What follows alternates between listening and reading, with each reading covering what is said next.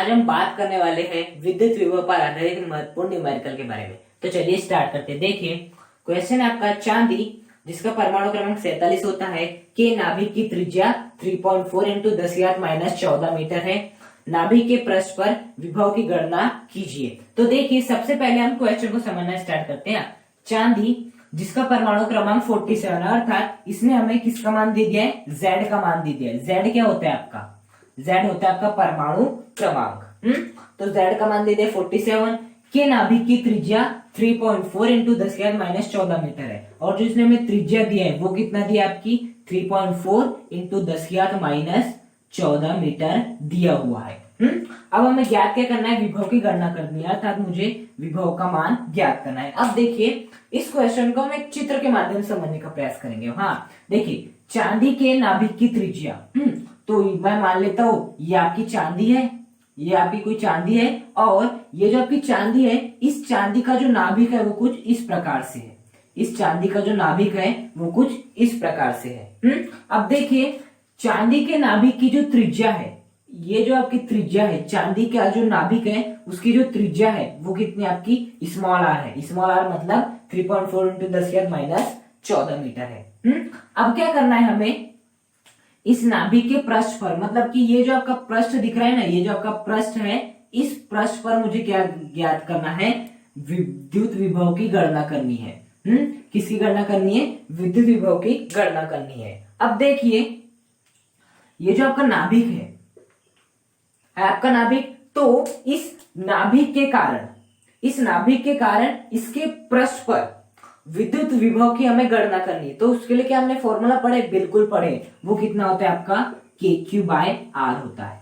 वो कितना होता है आपका KQ/R होता है। KQ/R क्या होता है, किसी बिंदु आवेश के कारण उससे R ध्रुव पर स्थित किसी बिंदु पर विभव। तो देखिए उसी प्रकार से यहाँ पे भी तो है। देखिए नाभिक पर कौन सा आवेश होता है, धनावेश उपस्थित रहता है। क्या उपस्थित रहता है, धनावेश उपस्थित रहता है, क्योंकि नाभिक में प्रोटॉन भी उपस्थित रहते हैं, न्यूट्रॉन भी उपस्थित रहते हैं। अब न्यूट्रॉन का आवेश तो उदासीन होता है, वो तो उदासीन रहता है। बात आ गई प्रोटॉन, तो प्रोटॉन धनावेशित होता है, इसलिए नाभिक पे धनावेश रहता है। तो हमें इस धनावेश के कारण इससे R दूरी पर स्थित इसके पृष्ठ पर विद्युत विभव की गणना करनी है। अब पृष्ठ पर कोई ना कोई बिंदु तो होगा, हम मान सकते हैं, हम मान लेते हैं और आपका बिंदु P है। इस बिंदु P पर क्या क्या ज्ञात करना है, हमें विद्युत विभव की गणना करनी है। या ऐसा कह सकते हैं कि नाभिक के पृष्ठ पर, ये हो गया नाभिक और ये होगा इसका पृष्ठ, इसके पृष्ठ पर विद्युत विभव की गणना करनी है। तो हम इस फॉर्मूले की सहायता से KQ/R इस फॉर्मूले की सहायता से ज्ञात कर सकते हैं। अब बात आती है, क्या हमें K का मान मालूम है, बिल्कुल मालूम है। K का मान कितना होता है, 9 गुणा 10⁻9 होता है। कितना होता है आपका K का मान, 9 गुणा 10⁻9 होता है। साथ ही साथ इसका मात्रक भी होता है, वो भी हम देखेंगे। लेकिन बेसिकली जो K का मान होता है वो 9 गुणा 10⁻9 होता है। क्या हमें R का मान दिया है, बिल्कुल दिया है। R का मान 3.4 इंटू 10⁻14 मीटर दिया हुआ है। उसके बाद देखिए क्या हमें आवेश का मान दिया है, बिल्कुल नहीं दिया हुआ है। तो इसी आवेश के मान को हमें ज्ञात करना है। हाँ तो देखिए आवेश के क्वांटीकरण के सिद्धांत से हम एक बात जानते हैं, Q इक्वल टू कितना होता है आपका, Ne होता है। Q इक्वल टू कितना होता है, Ne होता है, जहां पर E क्या होता है, इलेक्ट्रॉनिक आवेश, N क्या होता है, स्थानांतरित इलेक्ट्रॉन की संख्या या इलेक्ट्रॉन की संख्या, Q क्या होता है, आवेश होता है। अब देखिए क्या हमें N का मान दिया हुआ है, यदि हमें N का मान दिया होगा तभी तो हम E का तो मान हमें मालूम है 1.6 × 10⁻19। लेकिन हमें N का मान ज्ञात है, बिल्कुल नहीं है। तो हम कैसे करेंगे, देखिए N का मान भी क्वेश्चन में दे रखा है, बस आपको थोड़ा सा पहचानना है। देखिए क्या दिया है, चांदी का परमाणु क्रमांक 47 है, मतलब परमाणु क्रमांक कितना है, 47 है। अब देखिए परमाणु क्रमांक का अर्थ क्या होता है, नाभिक में प्रोटॉन की संख्या कितनी है। नाभिक में उपस्थित प्रोटॉनों की संख्या ही क्या कहलाती है, परमाणु क्रमांक। अब परमाणु क्रमांक यदि 47 दिया है तो प्रोटॉनों की संख्या कितनी है आपकी, 47 है। इतनी बात समझ में आती, मतलब कि चांदी के नाभिक में प्रोटॉनों की संख्या कितनी है, 47 है। अब देखिए आधुनिक जो आपकी अवधारणा है वो क्या कहती है कि एक परमाणु में यदि वो उदासीन है, क्या है, उदासीन है, तो आपके जितने प्रोटॉन रहते हैं उतने ही क्या रहते हैं, इलेक्ट्रॉन रहते हैं। तो देखिए प्रोटॉन कितने आपके, 47। क्यों, क्योंकि परमाणु क्रमांक 47 है। तो आधुनिक अवधारणा के अनुसार इलेक्ट्रॉन भी कितने होंगे, 47 ही होंगे। तो एक प्रकार से इसने हमें N का मान भी दे दिया है 47। क्या दे दिया, N का मान 47 दे दिया है। तो देखिए इस N के स्थान पे मैं 47 रख सकता हूं, इंटू 1.6 इंटू 10 की घात माइनस 19 रख दूंगा। इलेक्ट्रॉनिक आवेश को का मात्रक होता है कूलाम, तो एन का मान रख दे 47, ई का मान रख दिया 1.6 इंटू 10 की घात माइनस 19 कूलाम। तो ये हो गया हमारे किसका मान, आवेश का मान। तो हमें के का मान मालूम है, आर का मान मालूम है, क्यू का मान मालूम है। मैं इस क्यू के मान को यहाँ पर पुट करके, आर के मान को पुट करके और के मान को पुट करके मैं आसानी से क्या कर सकता हूँ, इस क्वेश्चन को सॉल्व कर सकता हूँ। तो देखिए अब हम सॉल्व करते हैं। सबसे पहले मान रखना स्टार्ट करते हैं। v इज इक्वल टू के का मान कितना होता है, 9 गुणा 10 की घात 9। कितना होता है आपका, 9 गुणा 10 की घात 9 होता है, इनटू फिर आता है आपका क्यू का मान कितना निकाले हमने, 47 इंटू 10 की घात माइनस 19 कूलाम, सॉरी 47 गुणा 1.6 इंटू 10 की घात minus 19 coulomb, divide by R क्या दिया आपका 3.4 इंटू 10 की घात माइनस 14 मीटर।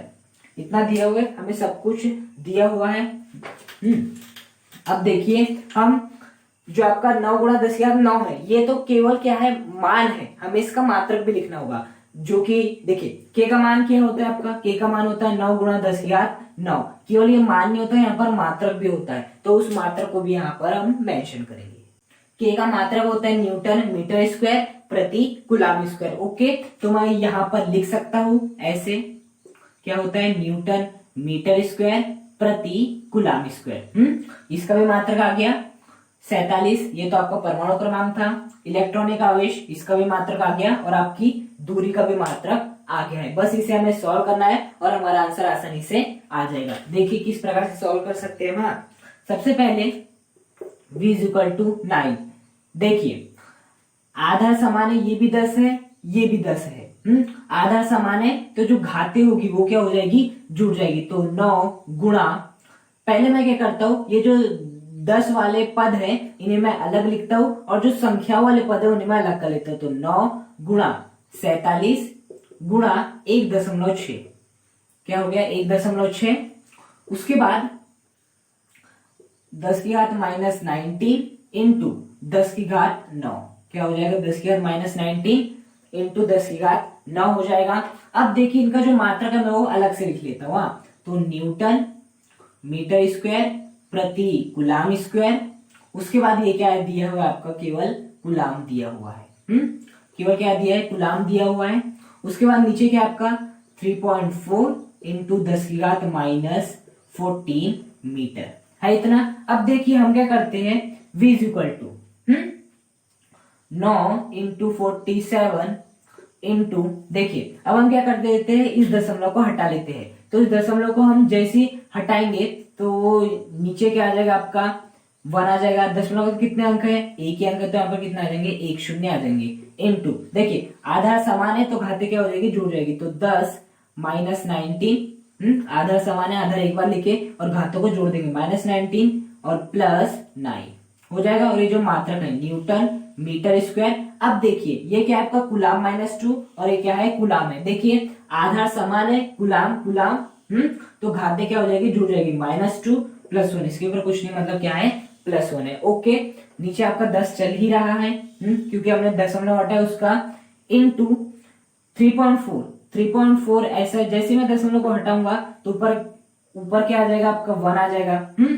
अब देखिए दशमलव के बाद कितने अंक है, एक ही अंक है, तो यहाँ पर क्या आ जाएगा, 1 शून्य आ जाएगा। इनटू क्या हो जाएगा 10 की घात माइनस 14 हो जाएगा। इस प्रकार से आपको सॉल्व करना है, और जो मीटर है आपका वो क्या है, चल ही रहा है।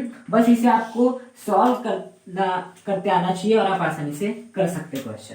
अब देखिए v बराबर क्या हो जाएगा आपका, ये 10 से ये 10 आपका कैंसिल हो जाएगा। इसके बाद जो 10 के बाद माइनस 14 है इसे मैं ऊपर ला लेता हूँ, तो कितना हो जाएगा 9 गुणा 47 इंटू 16 इंटू, देखिए 10 के बाद माइनस 19 प्लस 9 कितना हो जाएगा 10 की घात माइनस 10। कितना हो जाएगा 10 की घात माइनस 10। अब 10 की घात माइनस 14 को ऊपर लाऊंगा तो क्या बन जाएगा 10 की घात प्लस का 14 बन जाएगा। और देखिए इसका जो मात्रक है वो चलेगा आपका न्यूटन मीटर स्क्वायर और -2 + 1 -1 कूलाम इनवर्स। अब देखिए मीटर के ऊपर काय की घात है 1 की घात है, जैसे मैं उसे ऊपर लाऊंगा तो मीटर के ऊपर काय की घात आ जाएगी -1 की घात आ जाएगी डिवाइड में नीचे क्या चल रहा है आपका 34 इंटू 10 की घात 14 तो आपका ऊपर आ गया है। अब देखिए कुछ कैंसिल हो रहा है तो काट दीजिए।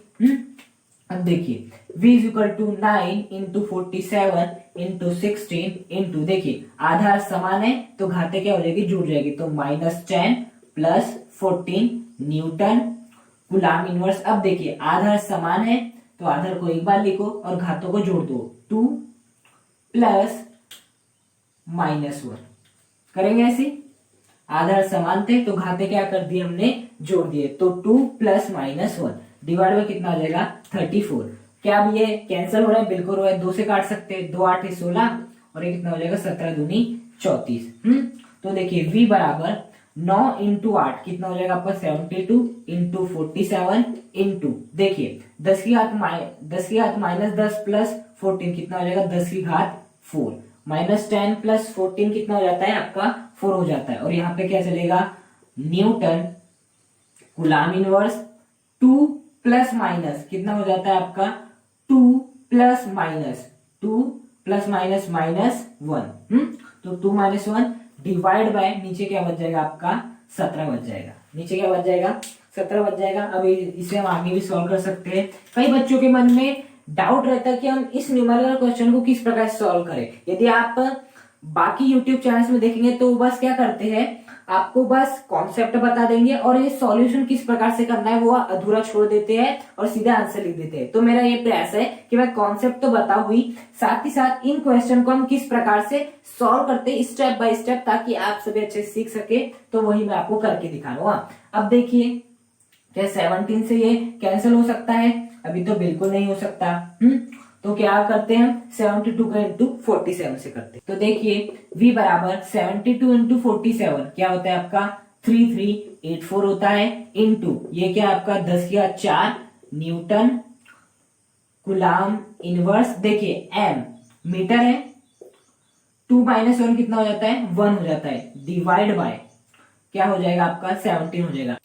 अब हम 17 से इस 3384 को काट देते हैं। तो देखिए 17 कम 17, यदि 3384 को काटेंगे तो 17 कम 17 बच जाएगा आपका 168, 17 9 153, फिर बच जाएगा आपका 15, 17 9 153, फिर बच जाएगा आपका 1, 17 का भाग 1 में नहीं जाता तो दशमलव लगाएंगे, कितना बचेगा आपका 0 बचेगा। 17 का भाग 10 में भी नहीं जाता तो फिर से 0 लगाएंगे। 17 का भाग क्या जाता है 100 में, बिल्कुल जाता है, 17 5 95, 17 5 85, फिर बच जाएगा आपका 15 बच जाएगा, फिर आपका 1 0 और लग जाएगा। तो 17 का भाग क्या जाता है 9 में, 150 में बिल्कुल जाता है, लेकिन ना ये ऐसे ही चलते रहेगा तो इसे हम यहाँ पर रोक सकते हैं। देखिए क्यों, क्योंकि 17 8 136, फिर बचेगा आपका कि कितना बच जाएगा, फिर आपका 14 बच जाएगा, फिर 17 8 136, फिर बच जाएगा आपका 4, फिर वो हो जाएगा आपका 17 दूनी 34। इस प्रकार से चलते रहेगा तो इसे हम यहाँ पर रोक सकते हैं।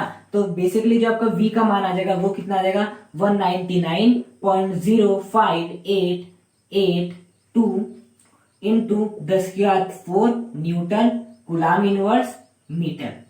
अब देखिए v is equal to 199.05882 into 10 की घात 4 न्यूटन कूलाम इनवर्स मीटर को हम क्या कहते हैं, आपका वोल्ट कहते हैं।